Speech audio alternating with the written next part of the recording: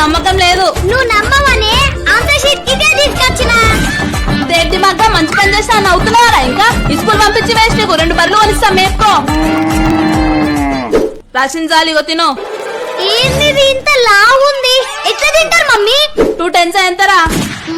2 tense ఎంతనో తెలియదు కానీ లావు ఉన్నది. ఎట్లా తింటారంట? పిజ్జా బర్గర్ తిని కప్పలాగా నోరు తెరవడానికి వస్తుంది. ఇది పోతలేదా?